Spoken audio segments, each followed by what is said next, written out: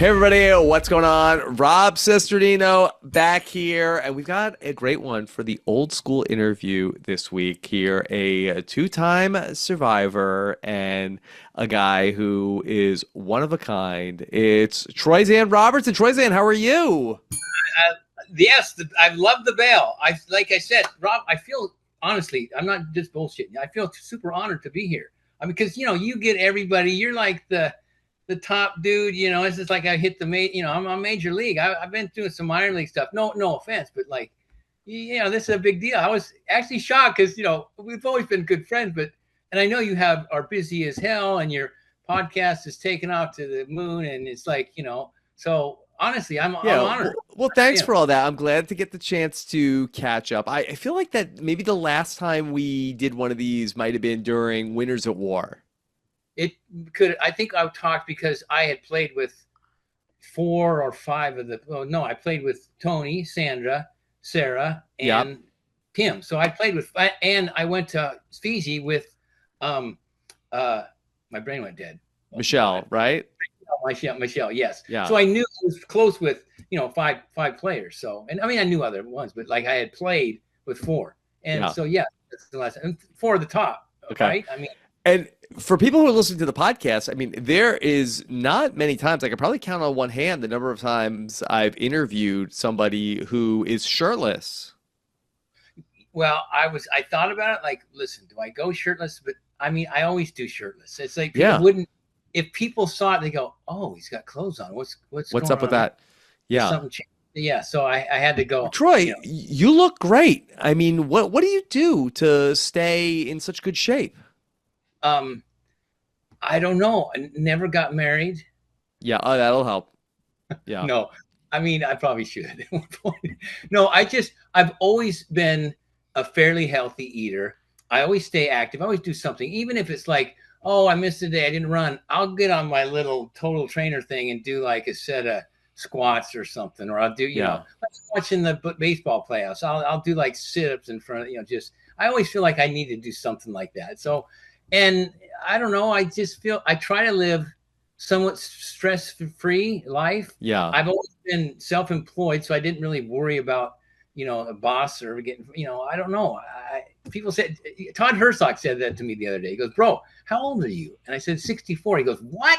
Yeah. He goes, "You look great." He goes, "I would think you're in the 40 something." I mean, I swim at this pool, and the girl's like, I said, "I should get the free swim now. 55 and below and above is free swim." She goes, "You're not a senior." I go, "Yes, I am." She goes, get out of here. Show me your ID. So I show it. She goes, "Oh my gosh," because I thought you were like 44. I go, "No, I'm swimming free." Yeah. So I get the perks now. I get Social Security. Wow. Yeah. Well, really, you look great. And yeah, I saw one of your Instagrams recently. I was like, yeah, look at Troyzan, he still got it. No, I mean, you don't look much different than when you played on Survivor. I played when I was 50. No one believed me. Like I feel like I could still play, honestly. I mean, if they call me, I'd be like, yes, and ready to roll. So, maybe, who knows? Fingers crossed. It's one of those, like, now I feel like if I played, it'd be like I'd be 64 or next year 65. I'd be the oldest winner because obviously you want to go out to win, right? Yeah. So I would be right. Would I be the oldest winner? Yeah, definitely. I think Bob is the oldest winner, and I think that he was in his 50s. Yeah. So there you go. I mean, yeah. I always kind of like put, age is really it's the number thing, but I never thought. I mean, when I was young, I thought 64. Yeah, that's grandpa, man. But I don't feel like that at all. I don't know why.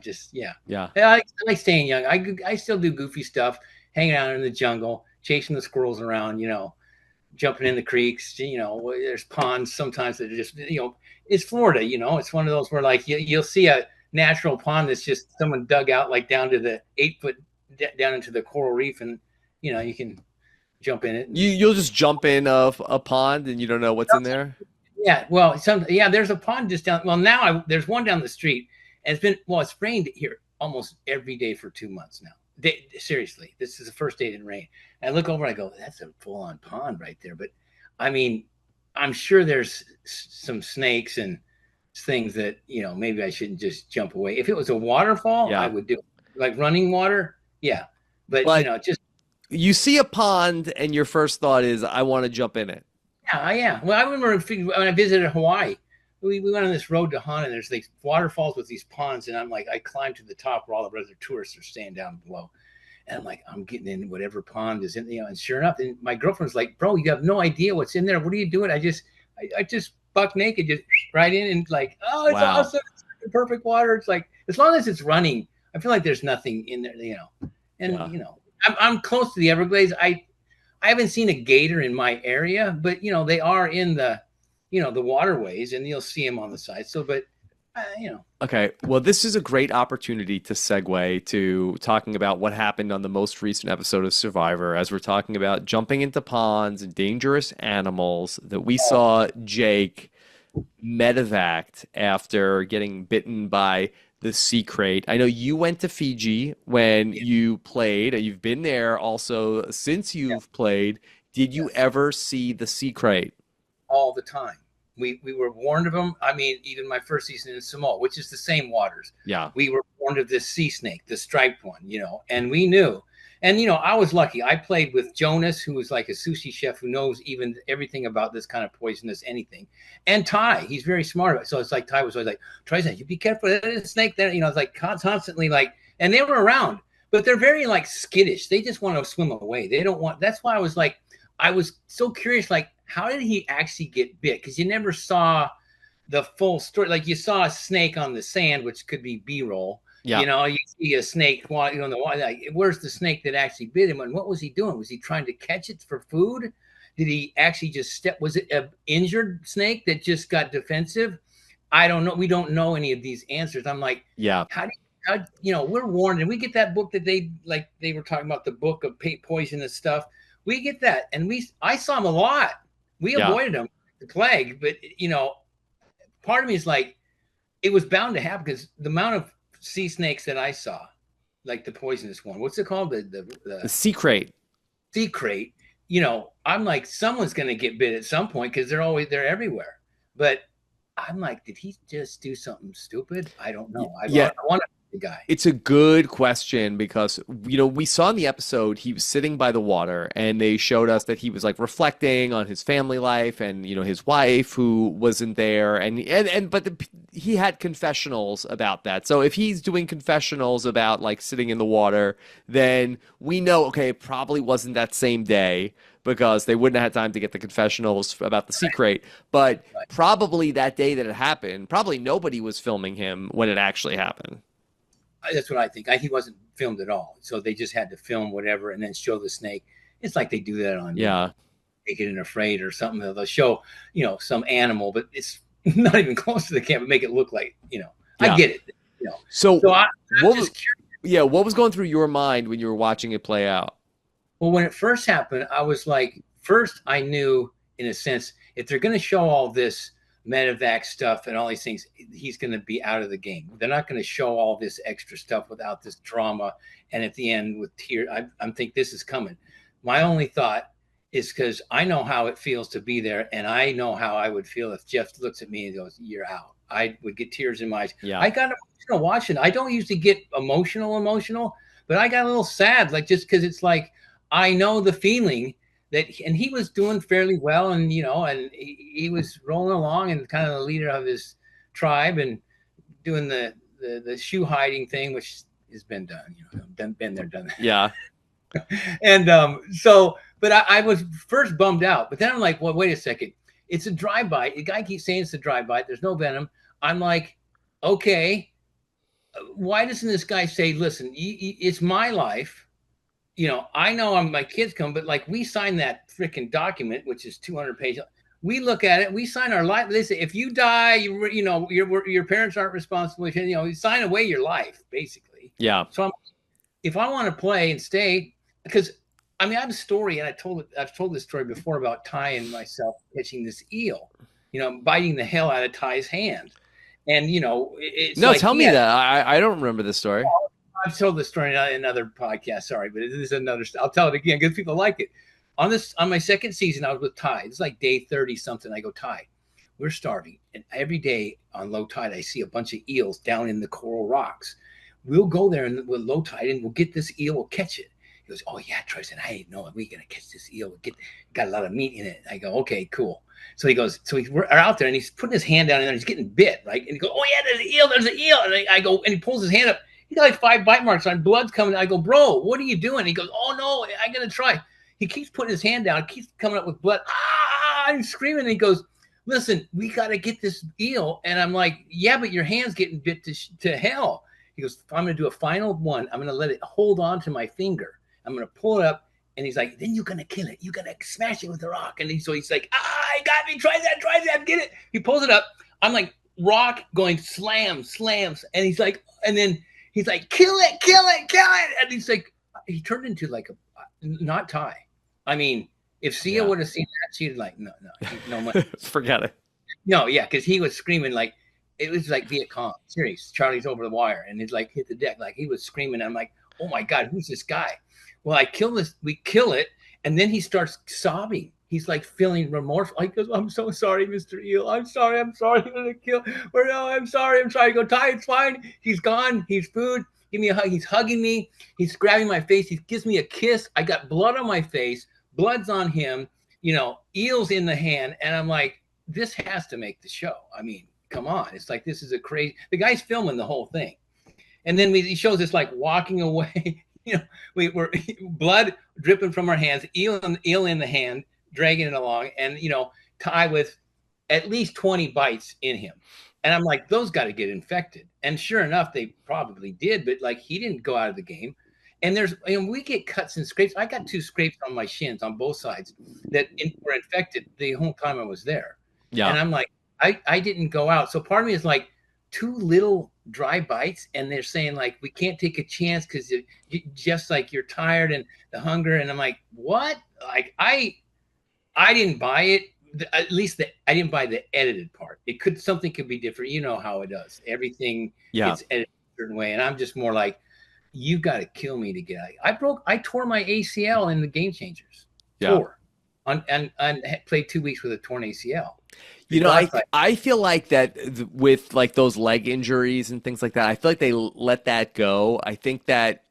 Feel like that maybe after, and you played in Game Changers, which was after Caleb's first season, Beast Mode Cowboy. I feel like it's more of like an insurance issue where that if anything happens to these players, and I just think that they can't do the show. But I think that there's so many safety measures. If something were to happen, I tend to agree with that because, like, honestly, say they thought it was a drive-by, but a slight ounce of venom got in, and he really did lose. You think people are going to point? I mean, they would be like, "What a bunch of idiots! What is Survivor doing?" You know what I mean?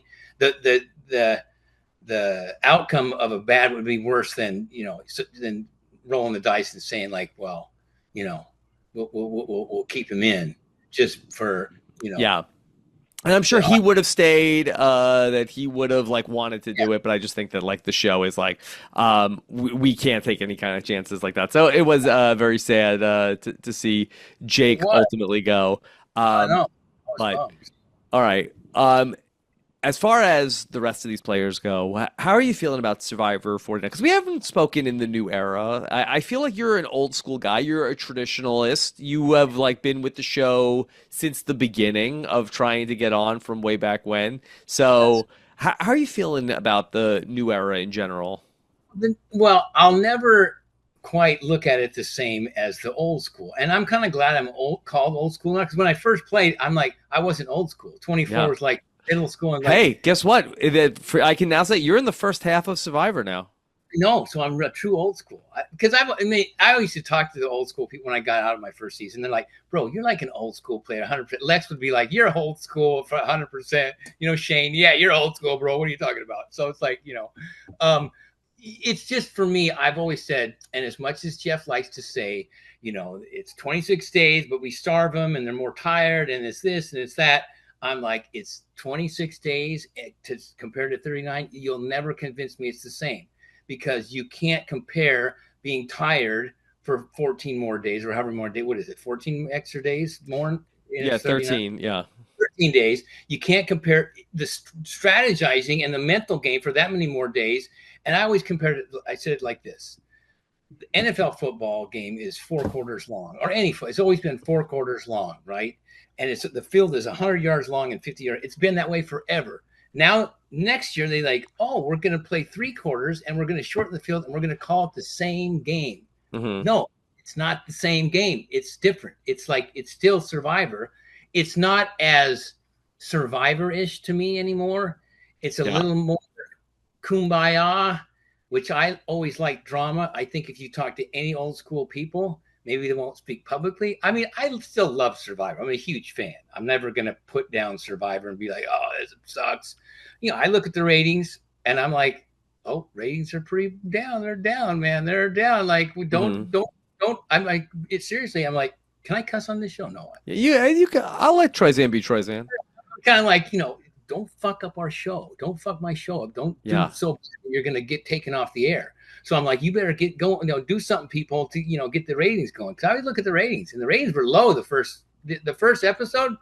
I mean, they were dropped Yeah. like 17% or something like that. I'm like, that's a lot in the TV world. I mean, 1% is a lot. 17%? What are you doing? People like, so part of me is like, I don't know if it's like too much kumbaya. People say they like to watch good moments, like, like the Jake is kind of like, it's sad, but it's still a good moment. And, something that happened, but people like drama. I'm sorry. There always has to be good versus evil, or someone's bad or someone's not. As much as you don't like Brendan Hans going, I'll piss in their eyes and I'll do this. Guess what? Who are you watching the next week? Him. Mm-hmm. It's like they want it when they on the freeway and a car's on fire. They're slow down to zero and said, "Watch! Oh God, it's terrible." Yeah, but who? I'm still looking. What do I see? Yeah. So I want to see some train wrecks. So, what about a train wreck tribe? Is that enough of a train wreck to get you to keep watching? A little bit. Like, I don't mind when you dwindle down, like that tribe of, what are they called? The blue tribe. The Kella tribe, I believe. Yeah, it's like they're losing all the tribal island names are gone, so they're just coming up with some random Yeah, they're just random words. Rua and Nuku and Yeah. so yeah, I don't mind that. I mean, the season started a little. I'm like, I don't know. It's like these people, I just feel like, I mean, I always compare them to like, and I think it's also sad that they don't have a name of the season. I don't like just a number. It's too, and I've heard this in the secret conversations that you have with survivors. I don't know, 41 to 47. Who's on? It's all mixed Right. together. It's all one giant 40, and that sucks for the contestants, because I'm like, if you say Survivor China, you can name off like 10 people. You can name off, if you say Africa, if you say Tocantins, you're instantly kind of zoned into that name, and the players. You're more invested in them. You feel like you know them. These, I'm like, they're just getting mixed up in a sense. That's my take on it. I wish they would be like 49, call it something. I mean, come on, why not? Yeah. Jeff has talked about how that it's hard to come up with the themes because I feel like they want the themes to be so much of like what the show is about, where they want to keep like hearkening back to it and like making every conversation about the theme. But in Survivor One World, it was just like, hey, here's the idea. Everybody's going to start on one tribe. That's it. They weren't like, the whole show wasn't about like, so as somebody who lives on one tribe, like, it's just like, okay, this is Survivor, and here's the little bit of a wrinkle that we're doing on this season.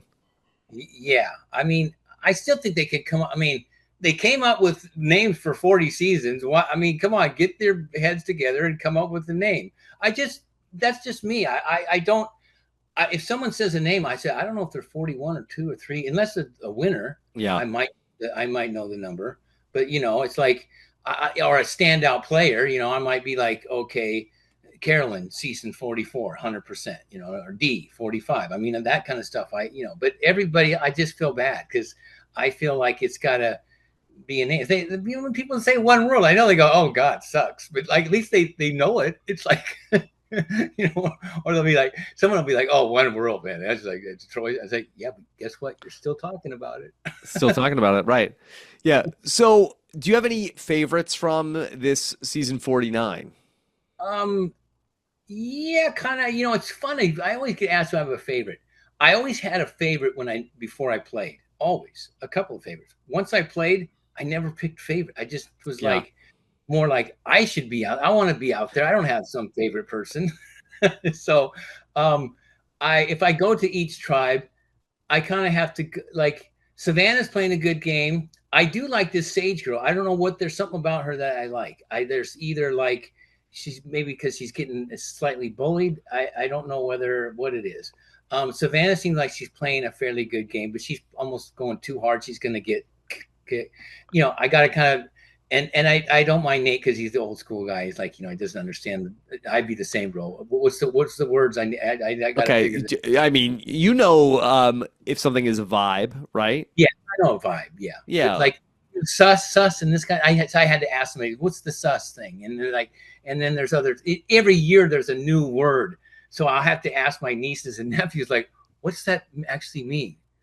So yeah, okay, Troyzan, yeah, our Uncle Troy. Hmm. So and then, I did like Jake. Um, on the other tribe, it's kind of tough because they're down to two, so it's kind of like let's see, it's Alex and Sophie, right? Yeah.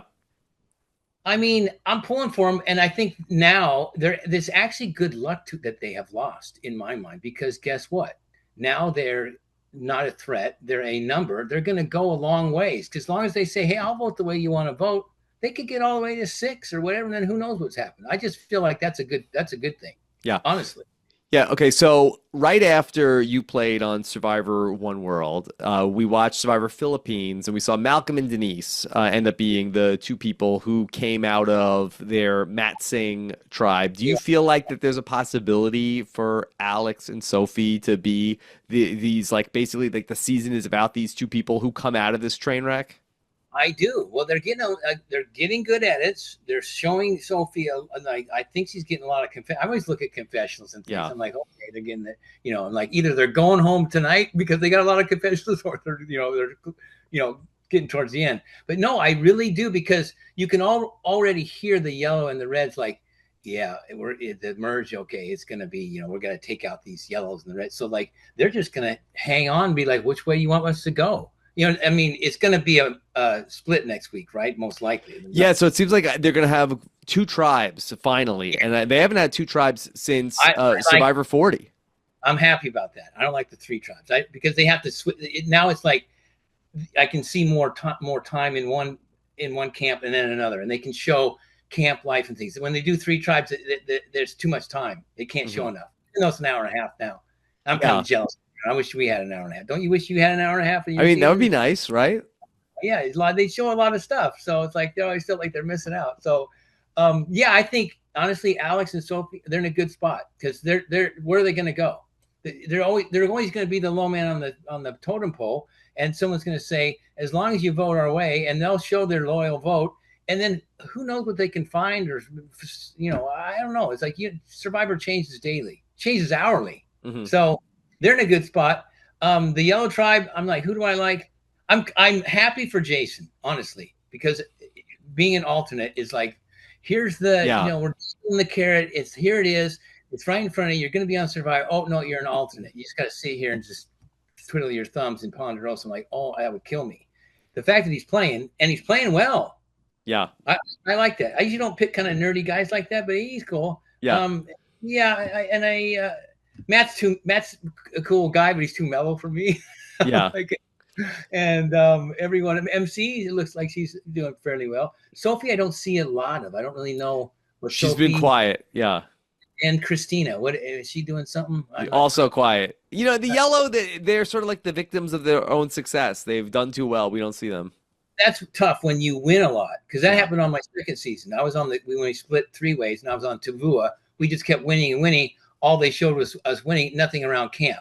yeah, None of that dynamics with Ozzy and Sari were fighting, and Sarah was in that tribe, and Andrea was in that tribe, and Zeke. They didn't show any of it. So it's like we just missed it because we kept winning.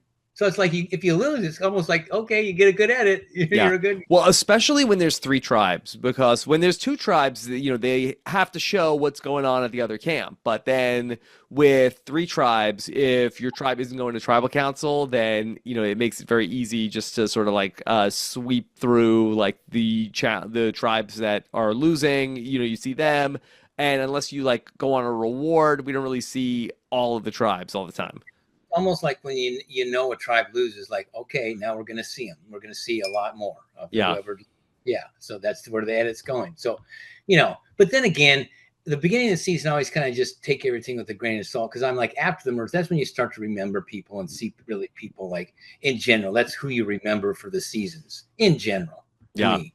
So it's like still so new. It's like, I don't know. You mentioned that you were on the tribe and you saw Ozzy and Suri fighting.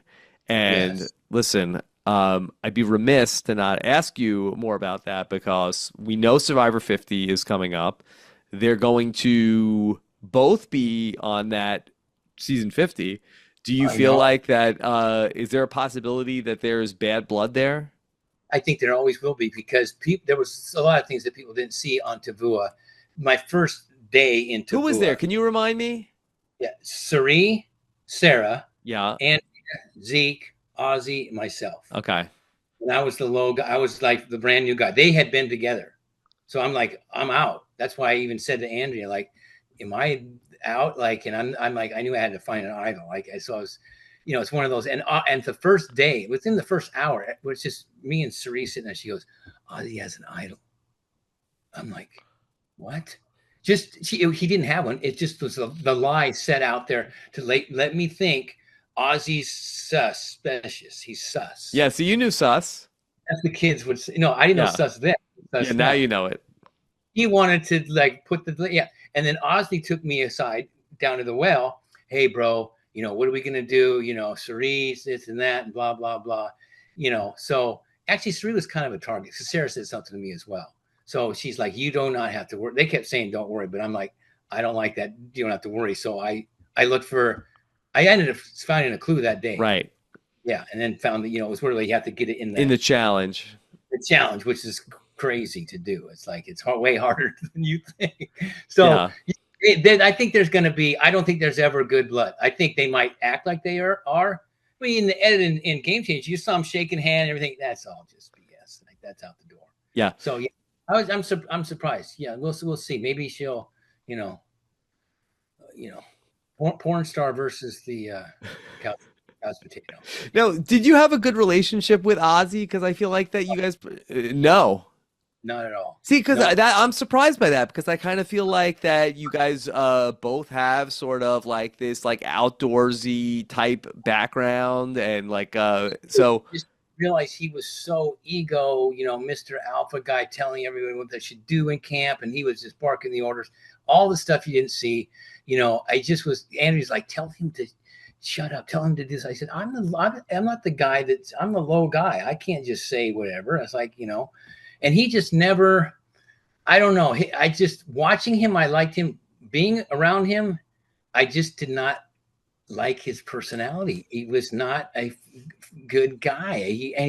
It seemed phony talking about just, spiritual things. That's all seemed phony to me. Even like, survivors, something, what do they say? It was a microcosm of society. And he just, I don't know. And it's just, I felt like I don't want to say too much. I just felt like he just was jerky. And even after the show, he was jerky. He was the vibe wasn't good with you and him.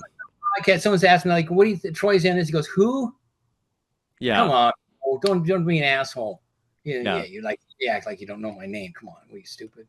I don't know. Okay. I like Sari. I mean, we got along well. We never played together. But like every morning she grabbed my flip flops and she goes, "Hey, can I have your flip flops?" Troyzan? I said, "Yeah, go ahead, whatever, And Wait, she wasn't hiding one of them like Jake, right? Hiding one of your shoes? No. She would ask. She did because she liked my flip flops. Yeah. Because she didn't want to go barefoot. She's like, Troyzan, what's up, man? It's like, it was always deuces. It was like in the morning. She goes, deuces, Troy. I go, okay, deuces. Not sure what that means, but let's do it. Deuces, what. Like, wait, was she going down to the water? Is that like code of like? I guess I don't know. Well, number two. Well, our code was always like, I'm going to see a man about a horse. Yeah. Right. Yeah, or we're going to the Grove. So, and Ty got it all mixed up one morning. He goes, "Okay, guys, I'm gonna go see the horseman." Yeah. Like, what? A horse? No, you're going to see a guy about a horse. Yeah. So All right. Yeah, Ozzy and I are, yeah, we're okay. I mean, Okay. whatever. Um, so who else from Survivor 50 do you know from your I know travels? Sarah very well. I know Sandra very. I talked to Well, Sandra. from 50. Oh, from 50. Yeah. So tell me who's on fit. Like I don't. I never did the full on. You know, I got hints of playing, maybe playing, and I just never say nothing. I just be as quiet. Like Yeah. I don't. So All did this. they reach out to you about 50? I did get reached out, but I don't say that. I mean, Yeah. what's the like? So they make myself look like whatever, and anytime, you know, it's like there's this pre-game talk and this and that. And I've done that with Game Changer. It just doesn't work like people Yeah. think it's a fun talk, but it's out the door. It just means nothing. At least in my experience, it's like So I don't know who like. Okay, coach is on. I mean, listen, name me some players. Well, okay. So Well, how about coach? That do you have a I've relationship with always coach? no, I don't have a relationship with him, but I did. He called me right out of my first season, and he was doing some kind of maybe. Oops, what happened? I just No, clicked you're good. something. I am. I can't Yeah. see myself anymore. Okay, well, whatever. Why can't I see myself? Maybe just minimize it. I minimize. I just see you in a small little picture. It says picture in a picture. Yeah. Okay. Anyway, no, coach. I don't know. I've only talked to him once on the phone. I Yeah. was supposed to meet up with him and Ben from Yeah. season. Ben, the guitar player, and they wanted me Sure. to come to some concert. And Yeah. so it, like, I was going to talk to him then, but I have no, I don't Okay. really. Well, how about Aubrey? Did you ever have any interaction with Aubrey from Game Changers? I was super close for a long time with Aubrey. Like we played, not really together on the show, but she was kind of always bummed out and sad because she wasn't really getting any footing in Game Changers. I'm like, Aubrey, you're good, still in the game, this and that, and she ended up going pretty far, and it's like, and we got real close as well on the island. It never got shown that way. But out after the show for the first, like, I don't know, 2, 3, 4 years, we talked a lot, Yeah. and she invited me out to her third season. She got an Airbnb and I hung out, stayed with her parents in this Airbnb and went to the finals. And we used to talk all the time. We talked about goofy, crazy, UFO stuff. Oh yeah, I remember this. Yeah. Aliens. And I'm like, I said, I swear to God, there's an alien's going to land in my backyard, and I'm going to be like, Henry, it happened. So Yeah. I've always liked that. I just haven't talked to her in quite a while, almost since she's had her baby, and I think she got married, but she did have a kid. Yeah, she has a baby. Yep. It's been a while, a year or something, but I'm rooting for Aubrey. I think she's a good player. I think in this season she'll be good. I think we'll see. But sometimes things change when you have a baby and you leave, and it's like I think your priorities to win, you got to be so dialed in. Yeah. Yeah, you know how it is. It's like you have to be like selfish in a sense. You need other people, but you have to have this mentality of like, it really is just a game. I can't get that emotionally close to somebody if I want to win. If I want to have a good time and an adventure and, be crazy so I can get on other shows, then great. But I think to win, you got to be selfish at some point and vote out your best friend. How about Stephanie LaGrossa? Did you ever have any interaction with her? I've talked to Stephanie a little bit. She lives in Florida. I mean, we've only had chats at at the charity events and things. And I did do a kind of during COVID, I think for her season, I kind of hosted, a reunion show for her. Oh, wow. Yeah. So we kind of talked a little bit, but I think she's smart enough to where she, 50 is going to be weird because it's hard to say, how the tribes are going to be split. It's hard to say, how's the new schoolers going to fit in with the, I don't know, man. It's like, I had my own ideas what they should have done for 50, and I think they can't. I mean, What should they have done? This 50 season, 50. Come on, CBS. 50 people 50 should be huge. This should have been the biggest season ever, and they should have done back-to-back seasons, part 1, part 2. Why not get every person in America involved in this thing? You do a normal season starting like February, March, whatever, and then you do part 2 for the summer. You know how many freaking people will watch that goddamn show? What do you mean part 2? How do you want to do it? 50 people. Yeah. 50 people's 50 days. First season 25 days, you do the last 25 days on season 2 in the summer. The whole country watches it. Everybody's like, "Did you see what's happening on season Wait, hold 1?" on. You got to talk me through how this is going to work. Okay, so all right, so season 1 starts with 50 people, and we get it down to like 25 people by the end of season 1. There's no Yes, winner. start out season 1 has 50 people on the sand, and it's like you can go from season to season, pick out the best, what you think is the legendary player. Doesn't have to Okay. do it, and that's probably how many, not including returner seasons. So that's 40 something seasons. Okay. Then you go back and you go to the season like, well, we need at least pick these 2 or 3 can come from this season. So you get 50. Yeah. It's easy to get 50 solid legendary. This has to be a legendary freaking thing. Are you kidding me? Like, I'm like going 50. What other reality show it's like it could have been the biggest season. 50 people on the beach, and then you eliminate right away a bunch of people, but you do 25 days. They do 26, so okay, 25 days. That's good. Here Yeah. we go. And it's like, cut it down real quick, but like it's total chaos in the first season, and then the second half in the summer, it's like, oh, dude, do you see who's left on this? Like, this is crazy shit. Like, I mean, everybody's playing, because then everybody's happy, in a sense. I feel, and you gotta, that way it's kind of like it's equaled out. You can't take the new era and make it the majority or even 50%. That doesn't represent all the seasons. Yeah. It represents 1/5, right? Right. Right? Yeah. So get 1/5 of the people, you know, whatever it is. What's 1/5 of 20? That's how many people you got on the new season. Come on, Steve. I mean, I'm like, Jeff, call me in. I'm not even part of production, but I think that's an awesome idea, bro. Come on. So I feel like what they could have done, which is kind of similar to what you're saying, is that I think that 49 could have been some kind of like new era all-stars, and then you have 50, and then it's more of like a legend season, and then you have a couple people who like did good in the 49 returning player, like second chances from the new era, put some of them also then into Survivor 50. Well, to me, you take maybe one from 49, because you even out, and people are going to be like, okay, you're on 50, really? Just because you were on 49? I don't know. Mm-hmm. Yeah. Well, if it was second chance, if it was new era second chances, then I think that people would be a little bit more accepting of it, where somebody like comes in and does so great in the new era second chances as opposed to somebody who's just a first timer on 49 going to 50. I can see that. Let's see, but I know, here's the deal too. I hear, I think the super fans and the ones that follow podcasts and then, that group, which is a fairly small group to the amount of people of Americans that watch the show. Yeah. They'll get all pissy, like, I want to see Russell Hands. I want to see this person again, and blah, blah, blah. But the general public, I think, does. They want to see poverty again. They want to see, those names. I mean, I get all the time. I get stopped. Troyzan, oh my God, and then they'll be like, you talk to Boston Rob? I go, yeah, and that's automatic in their heads. Yeah. So I feel like, bro, you should be on. What are you kidding me? Like, you should be on 50. I mean, 100%. Who doesn't know your name? Give a break. Everybody, a lot of people. So you think that they should have brought back like the, a lot of the heavy hitters that they had in Survivor 40? They should have brought back for 50.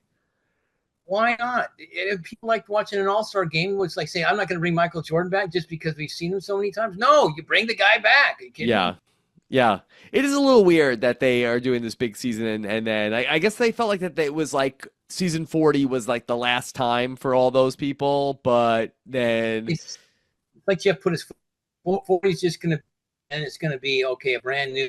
I don't even know if they should call it Survivor anymore, because there's not a lot of survival going on, and it's not the same show. It's basically, it's the Jeff Probst show with survivors. That's the name of the show. The Jeff Probst show with survivors.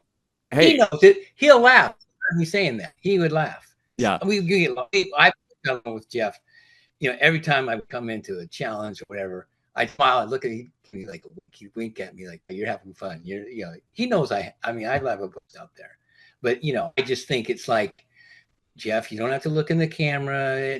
Just, you don't, you're good at what you did. Like, you the best, bro. Like, your survivor's ready to go, and, calling out the challenges, and the best.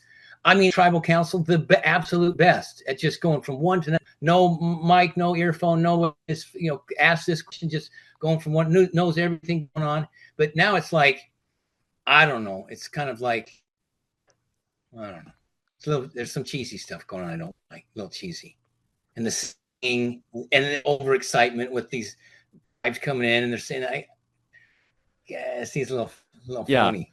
Nobody likes it when the tribes like do like a cheer when they come in. Do I like the cheer? No, nobody likes it. No, I don't like the cheer. I mean, we were all genuinely excited all the time. We didn't come in, yo,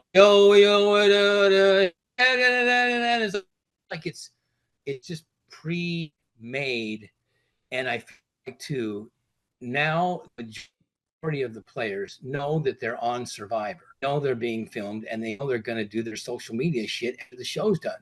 So they do stuff to play up to that.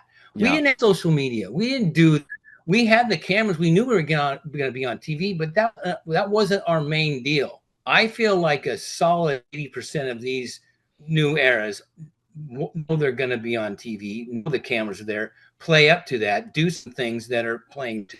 That's how they're casted.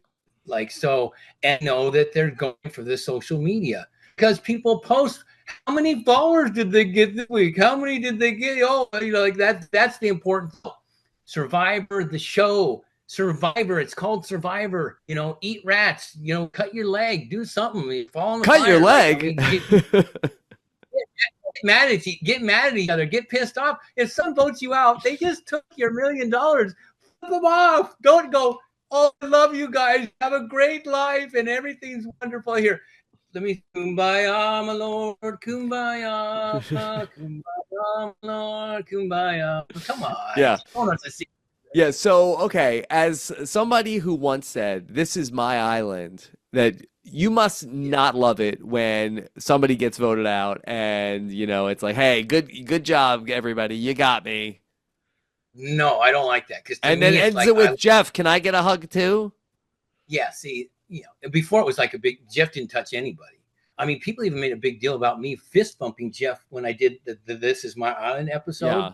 It's like, I think, in hindsight, yeah, at first people like, dude, this is my island. This guy's a jerk and this is that. It's like, but most survivors, you're only known for a few things. You're kind of known like your confessionals and like your tribal council with your, who's the DJ? Casey Kasem. You're known for certain things, and I'm known for being like, "Oh, you're the guy who yelled, 'This is my island, don't F with me,' right?" Like, yeah, it's me. So, and it's like, if that's all that's fine. I don't mind that. But like, I just feel like, when I just always loved it when people got pissed off when they got voted out. I mean, you remember Michaela when she went cuckoo, like, yeah, like, and just who was on Guatemala with this kid, that guy he was Judd. Yeah, he got open. I just like people getting pissed. Like Sue, her speech, and just, I like it. That's drama. I don't, we don't need to see. I don't think the general public watches it to see happy. And I know Jeff wanted, like, this is a celebration and everyone's happy and it's Survivor. No, that's not how Survivor got popular. If you look back, that's not how Survivor got popular. No, it's not. And it's a good point, because I do feel like that they do want the show to be like very positive, and they want the show, like, when so much of the world isn't positive, but that's also maybe not like why we fell in love with this show also.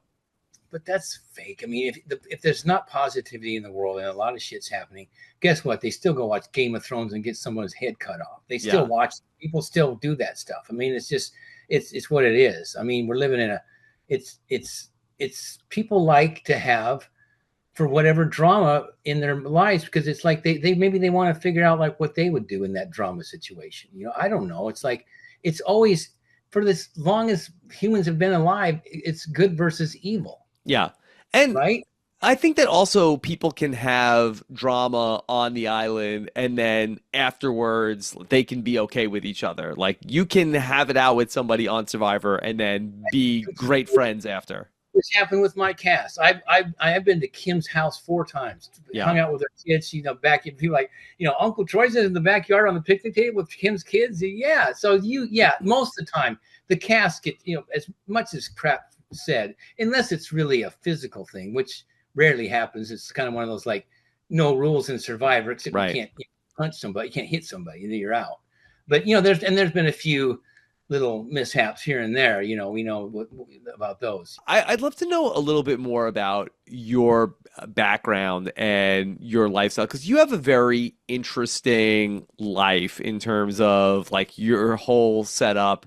And I'm curious because I also feel like that you have these two sides of you where you have like this Troyzan persona, but also you had your career also in modeling and acting, and I'm just trying to like wonder like at what point did you pivot from that to going into your whole like setup where I feel like you kind of live on a preserve. Yeah, well, I live on a 10-acre jungle, and it's Yeah. a tree jungle. There's trees everywhere. You can go to spots where like you got to kind of go through the jungle, and no one believes me, but I've had different people visit. Andrea's come here, Christina, Jay, Chelsea, Tarzan. A lot of people from Survivor. Like, bro, you live in a jungle. You really do live in a jungle. I got animals in the backyard. I was telling you, I got an iguana just the other day, like 6-foot iguana just cruising across the backyard. And yeah, I mean, to me, it switched almost like when Survivor came out. I don't know what it is. I've always been an outdoor guy. I've always been this like, I love nature, love animals. Fan of Jane Goodall when I was young, and all this. Yeah. I was just, R.I.P. I was the Jungle Book was my favorite. I was this little Mowgli kid running around when I was young. My family is like, who's this kid? He's always just running around in shorts, no shirts. But I was different than anybody in my family. I'm darker skinned. I'm just, people are like, I don't know if you belong in the same family. And when Survivor came on in 2000, I was just, what is this? Whatever this is, I need to be a part of. And then I told this story a bunch of times. It took me 11 years to get on the show. I mean, sending 22, audition tapes year after year, and I finally made it. And that year, I just started to grow my hair out a little bit because when I modeled and then I became a photographer, I just kept my hair short. But I'm like, I don't know, maybe I'll grow my hair out because I just don't need to have it shorted anymore. And that's when Lynn Spillman was like, do not cut your hair. It looks good. It's like it's got this thing, da da da. You look like you belong on the show. Yeah. It's funny because people like something like, well, you belong. Everybody belongs on the show that makes it, but like, why is a person that's got long hair and his name's Troyzan, I guess looks like he belongs on it more? That's really all it was you grew your hair out, and that's what they got them to say yes. Kind of. Well, I made a videotape in Fiji that was shot professionally by the Sports Illustrated guy. We were shooting Sports Illustrated swimsuit at the time. I included some swimsuit models in my audition thing, which they said, this has got to get you on the show. I mean, Chrissy Teigen's in my audition video. So it's like, I got a call late in July, which I thought the season was over. And I told this story before. It's like, I'm like, oh my God, I didn't make it. Another season goes by. How is this possible? Like, and I just get this phone call at midnight. And it's like, what? Who's calling me at midnight? And you made the video in Fiji, and and then you end up eventually being back in Fiji. It's crazy. With the sea crates. I know, yeah, and the sea crates. It's like, and avoiding the we would used to swim, and the sea crates would go by us like close, but then you'd move and they just squiggle away. They don't want anything to do with you. I got snakes on the property. Any snake here, if they see you, they bolt. We have one dangerous one that could kill you, like a crate. We've got the coral snake. It's like this long, and if it bites you, you could be dead in like an hour. So luckily, nothing's. I've always had to. I've had them. I've seen them. I don't kill them. I don't kill anything. I just kind of shoo them, and they go back in the coral rocks. And so I live on a jungle. I do live a different life than I did before as a photographer, and I was a model for 12 years, and I did some acting. I was in a TV show called Dark Justice way back in the day. It's like I was a Detective Powers. Yeah. With the gun, like people like I posted something on Instagram. They're like, what is that? And I did TV commercials. Winston's cigarette commercials, they no longer do. Beer commercial, Bacardi rum, whatever. And so I mean, I live alone. I've been single for forever. It's like, you know, I don't know. Yeah, I live just a different lifestyle than most people. Like, don't you get lonely? I go, well, yeah, sometimes I do, but like, I got my doggy, and I've kind of like learned to just, I don't know, be Zen mode. Yeah. I And is it always just you there? Do you have roommates? No, it's just me and my dog. And Yeah. then I have adopted a wild. There was a cat that was just wild running around. It was a kitten for forever, like just 2 or 3 years ago. And I go, how's that kitten surviving? And then I see him like catch a lizard and eat it, and like, oh, that's what he's doing. He's catching rats, lizards, and then little by little, he just started coming around. My dog would chase him, and then my neighbor's like, well, I want to feed that cat. I said, no, if you feed it, then it's going to rely on you. She goes, no, I like that cat a lot. She would bring over food. She goes, could you feed him? And so little by little, I kind of gave in. Now his name's Tink, which is a stupid name. My neighbor named Tank? Tink, Tink. and he's a male cat, like a salt. I'm like, Tink, what's that about? So he comes around. He's a gray cat. He's got like green eyes, and he stays out at night. But he comes into the house like when it's raining or like looking for food and jumping around. So Yeah. like it's me, the dog, and the cat, and it's like yeah. So would I like to have a person in my life? Yeah, because I'm at the point now where it's like I've kind of like I've had girlfriends before. My last girlfriend was actually, but it was like 15 years ago. Yeah. I've been through some tumultuous, is that the word? Just relationships that just didn't go well, and it was super heartbroken. Yeah. And yeah, so it's like part of me is like trying to avoid that, which is stupid. And yeah, if I meet somebody and it works out, I'm not like closed off because I'm like now it's like I can travel or I can have Yeah. somebody in another city, and I'll be like, I'll go there for a while and come back here, and there's no rules for me. Okay. How did you go from being somebody in front of the camera to being somebody who's holding the camera? I was always fascinated with photography, even when I was young. I bought a camera way back when I worked at a ski shop in Spokane, Washington. I bought a Canon Is that where AE1. your family is from? Yeah, Spokane. Yeah, Okay. Gonzaga. Because that's fan. not Florida, No, That's furthest. It's opposite yeah. corners. Yes, I mean I grew up a mountain man. Flannel shirts, jeans, cutting down wood in the winters. Chopping wood, chewing tobacco. Went to Central Valley High School. Cow pastures and Yeah. full hicks, rednecks. I go to reunions and they think I'm like some like I'm like completely opposite of my friends, and but yeah. So where was I at? We were talking about before that. Yeah. Yeah. So you growing up there and you work at the ski shop. Oh yeah. So that's where I bought the camera, my first Yeah. camera, and because I was fascinated with photography. I remember looking at Sports Illustrated. You could buy the magazine then, and I see the pictures and I see who shot it. Then I'd look at National Geographic. I go, this is amazing. So I just bought a camera. Didn't know anything how to photograph anything. Set the aperture, set the film speed, set the shutter speed. I knew nothing. I just learned on my own. I bought a book and it says how to do this, and little by little, I just learned more, like from the streets. And then I moved to California in 1985 and just packed up my Trans Am, my 78 Trans Am, with the big, like Smoking the Bandit. Yeah. Everything I owned, and just drove south, I-5, and just ended up like I had a friend who said, come down here. And I moved down, and then he goes, you should start modeling. You like a pretty good looking guy. Cut your hair a little bit. Maybe you can model. I'm like, okay, I'll give it a shot. So I did. I got an agency, and then you start to do TV commercials. Then it leads into some acting stuff. And so I did that for like 12 years. I moved to Europe, lived in Europe for like 4 or 5 years, all over, in Munich, Germany, and Barcelona, Spain, Madrid, London, Switzerland. You kind of do the European tour.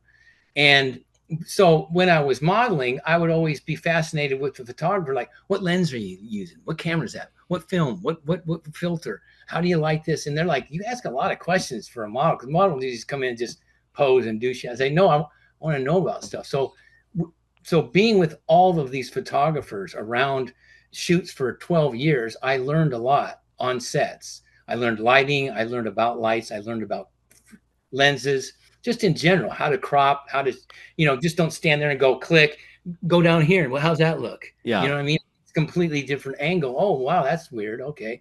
And that's how I learned. I didn't go to school for it. I learned from being, on sets and in the streets and self-taught. And then I met different photographers. I met a guy who's from Sports Illustrated, top sports guy in the world, Walter Yost, who shot every athlete you can name for the last 50 years, and got a lot of contacts with him. And then little by little, you meet other clients, and that's how I became a photographer. Yeah. Yeah. Do you still do photography too? Yeah, not as much. COVID kind of stopped a lot of photography because you couldn't get together with production teams. As I got older, I mean, I really do still love photography. I have an Alaskan fishing lodge with my brother, and it's called Icy Bay Lodge in Alaska, and it's a remote lodge. You got to fly in there by bush plane. It's 200 miles from any other fisherman, and so I want to start doing photo tours maybe up there, where it's like, hey, photo enthusiasts, a week with Troyzan up in Alaska shooting bears on the beach, and killer whales and bald eagles and maybe that kind of stuff. So I'm kind of getting away from the Yeah. shooting the stuff. How often do you get up to the Alaskan fishing lodge? Never. It's my brother and mine, but my brother's the big fisherman. He's a fly fisherman. He Yeah. loves the This is your brother that you were going to go on Blood versus Water with? Yes, and the brother that was in the show on the Loved Ones Visit on Game Change. My brother Todd, who picked me up off the ground.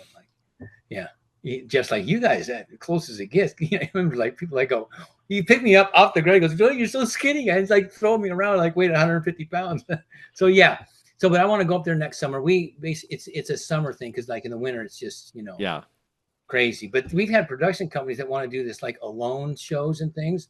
Approach us like, hey, we'd like to maybe film at your lodge. It's a big wood, beautiful, with like 13 cabins. Well, how about, would you ever do like a Naked and Afraid or any of these other shows? I've been asked that. I thought about the Naked and Afraid, but then I'm like, okay, I've starved on Survivor, but not starved.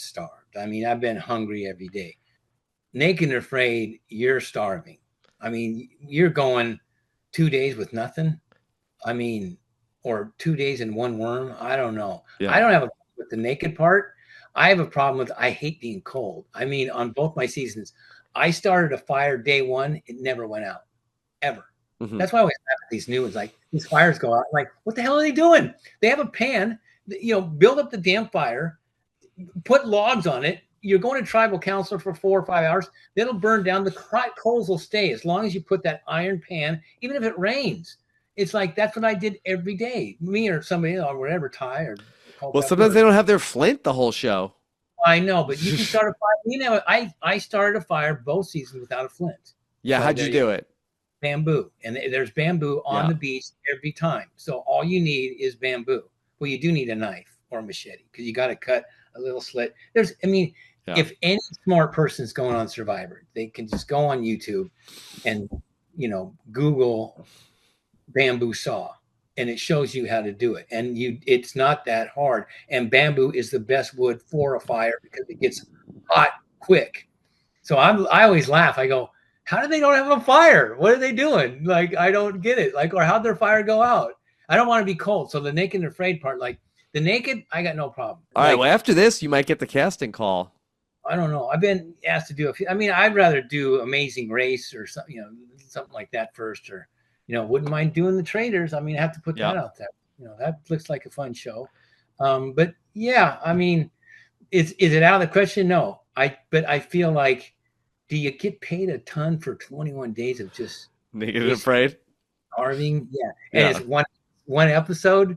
I mean, if it was like 10 episodes where you could make more money I think you can make the money on then they have their Naked and Afraid XL. I think there's also all-star seasons that you can make money. Yeah, when you start doing those, then your Cameo reach is good. I didn't know Cameo that you could make so much damn money on. Yeah. I joined Cameo a while ago, but I joined it late, and I thought, what am I making on Cameo? Like $20 a video, a couple $100 a year. Yeah. Some people do really well. Yeah. Dollars on Cameo. I'm like, Ross and Ross making who knows what. I'm like 70,000 on Cameo. Like, I just live on Cameo. I just do it every day. No problem. Yeah. So, yeah. You show them all the animals. I would. My cameos are long. I do like 5 minutes. I sometimes I get my torch. That's my torch from the first season. Yeah, from One World. That's the torch. Well, yeah. I'm like, I got to get that torch. It's got the skulls on it, It's got my hidden immunity idols hanging on it. Ah, You they want to let you see it? take it. Yeah, let me see it. And I also have Sandra Diaz's fake idol that she made from Game Changers. Yeah. That no one knew. So okay, That's so you didn't have to play it, and so you went home with it. yeah. I feel Well, like I mean, normally they take that stuff from you. no, I played it. I did play it. I didn't have to play it, but I didn't want to take the chance. I remember saying to Jeff, going, "Listen, I'm not going to be one of those guys that goes Oh, home." you did it at the Advantage Get-In. No. This is One World. Oh, okay. It's when they had, real. Like you can't fake that. I yeah. mean, you got a damn good bone carver. And then they gave it back to you? Yes. Wow. Yeah. So it's like one. Now I Like think they take all the idols. they didn't take my torch. I had to buy that torch on eBay. Oh, A lot. how much? How much you pay for it? 2,500. Yeah. That's back when torches were like super popular. Yeah. So I'm like, I need to get it. Well, here's what this is going to sound shady. I had another idol too. I had Kim's idol. It looked just like this. When the game was over, she went to Ponderosa. She goes, "Listen, I never played this." She goes, "I feel like you of all people deserve it. You want it?" I go, "Yeah, your idol, of course." And she gave it to me, right? Yeah. As olive branch, because I'm like, I was going after her, and just some shit happened where it's kind of like, okay, behind the scenes that I'm sure people know this rumor going around, whatever. Anyway, Yeah. so part of me is like, well, I like this, but I like my torch a lot bit more. So if I sell her idol on eBay and get the money from that, I'll get my torch. So that's what I did. I put her It's pretty idol up. good. Yeah. Her idol sold for like 2,700, and I'm like, awesome. I'm gonna bid on my torch, and I know it's my torch because I carved my name in it on the sand Yeah. on the island, so I know it's mine. And Did Jeff Kim say anything to you about selling her immunity idol on eBay? a little bit. She was kind of like, "You did," and I'm like, and then the guy who bought it eventually like, "Oh, I've got enough, mojo from it. It helped my wife with cancer. I don't need it anymore. I'm going to give it back to Kim." He actually, Wow. Oh, all right. It all worked out. worked out. So I mean, was Kim mad at me a little bit? But like, part of me is like, listen, you jacked She me got out of over it. Yeah. and like selling your idols, like you still have $1 million in your pocket. Plus, you got to play again. So come on. Yeah. And you're known as one of the greatest of all time. So come on. Yeah. Um, Troy, is there anything else that's on your mind in terms of Survivor 49 and beyond? Well, 49. I felt kind of bad for 49 because everyone's going to be like, okay, 50, 50, 50. But 49, it's come up a little bit. We'll see. I mean, it's got some players that we'll see. It's got some potential. I mean, last week, of course, was good because it was, the Jake thing, and it's like, and also, whittling down a tribe to 2. That's kind of fun to watch to see what's going to happen. Yeah. So, yeah, I hope there's going to be some drama going on. It's like, we'll see. I don't like to rate the season in the beginning. It's early. It's just kind of like, yeah, come on, you can't rate a season in the beginning. So, do I want it to get lower than One World? Yeah, maybe. But one World Star, it was way down. It still is and stuff. But little by little, it kind of like moved up a little bit sometimes. Like, and now I just realized it was on Hulu, right? They Yeah. still like it's on Hulu, and it was right there. It said season 24. I go, oh yeah, it's on Hulu. Maybe I'll watch an episode. So I clicked. I'm like, oh, well, I'll watch episode 10. Why not? This is my island episode. So I watched it just the other day. I hadn't seen it in like. Yeah. How did it hold up? It was pretty good. I thought like, what the hell? Like, I didn't realize, it's like but you get feelings back like, God, these people were so stupid. Why didn't they they had a chance to just get rid of Kim? Like it was obvious and this and that. I don't understand, blah, blah, blah. You reminisce about what you forget stuff that happened, even so you got to rewatch. You think you remember, but yeah, it's kind of interesting to rewatch this. See, well, I forget the stuff that didn't happen on the TV show. That's the problem. Oh, like I can really only remember the TV show. Yeah, you got to. Yeah, I have to remind myself sometimes too when I'm even watching like the season, like now, like who's who. I mean, if they don't put their name up, I like I get quick. Like or like now I have like a little on my screen, like I have the names up. I wouldn't be able to remember if you showed me the face. I wouldn't be like, oh, that's Riz God. I'm not sure if I'm into the calling yourself Riz God yet. Not yet. Now, okay, but You have a nickname. You don't like Riz God? No, it's too. If he wins, he can call himself Riz God. Yeah. But Riz God in the very beginning, it's almost like, yeah, you're playing up to the camera. You're giving yourself. I didn't give myself my nickname for one. I wasn't even Troyzan in the first 2 episodes. They just didn't show it that way. I wasn't Troyzan right away. I was Troy. It wasn't until Tarzan on day one when we walked in. I was like, bro, it's so weird that your name's Tarzan. He goes, I said, because I have monkeys. I had a family of marmoset monkeys. I said, my buddy, as a joke, like one or two call me Troyzan. Is that weird? He goes, oh my God, really? He goes, you got monkeys? He goes, I got lemurs in my backyard. And so we connected, right? And so he started calling me Troyzan just in Oh, general. so in real life, people like your friends don't call you Troyzan. Oh, now they do. Anybody, yeah. Yeah. Then it became now my family. Oh, hey, Troyzan, like my brother Troyzan. But it's like it's funny to hear it. And then the people that I would work with, photographers, Yeah. because my buddy Walter Yost, who's a photographer, he said he started calling me that as a nickname. He goes, "You're like this monkey man, tart." He goes, "I'm going to start calling you Troyzan." And I said, "Oh God!" And it only takes a few people to start calling you, then it becomes a nickname. Yeah. And that's on the show. Jeff called us to, in for a challenge. And he's, normally like, hey, so what's going on around camp, guys? Tarzan, what's going on? And how you got, he goes, well, we've been building the fire. And he goes, Troyzan and I've been talking a lot. And Jeff goes, Troyzan? Who's that? And he looks at me and goes, are you Troyzan? I go, well, it's a long story, Jeff. It's kind of like, yeah, a friend at home is goofy. It's all Yeah. edited out. And then he goes to Kim, what do you think of him being Troyzan? She goes, well, if there's two kooky guys want to be Troyzan and Tarzan. Once Jeff says the name, Yeah. It's stuck.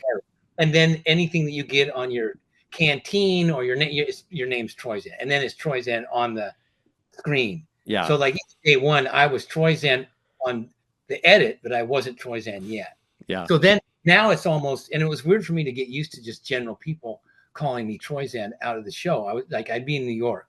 Oh my God, Troyzan, like what? Like, and then because I was used to Troy. Now, if I'm around Survivor people and they call me Troy, it sounds weird. Yeah.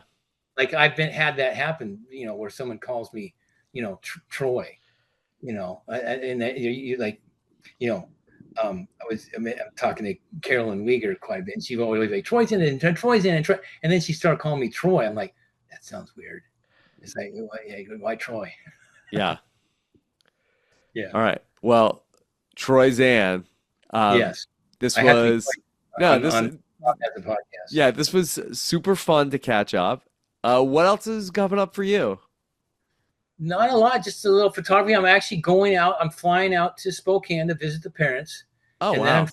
Then I'm flying to Eugene, Oregon. Your folks are doing good?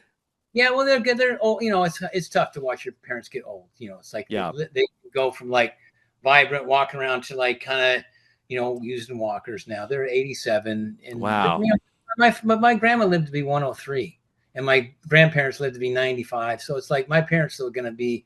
It's just they're getting, but they're all good. They're in Spokane, but then I'm going to the Oregon Ducks game. I'm a huge Oregon Duck fan. Oh wow.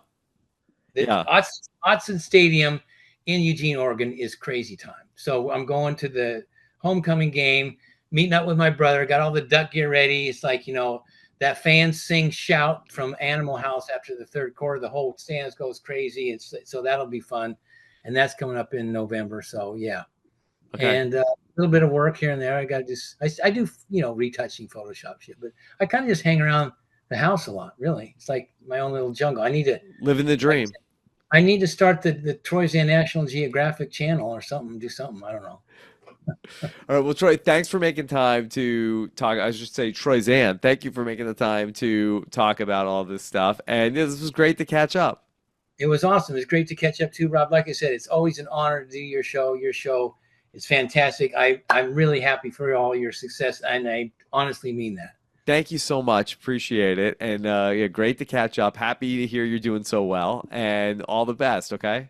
Thanks, man. All right. And thank you all so much for listening to this. And we've got plenty more coming back when we turn it back around for episode number 4 of Survivor 49 coming up on Wednesday night. Thank you all. Take care. Have a good one. Bye. This is RHAP. We know reality TV.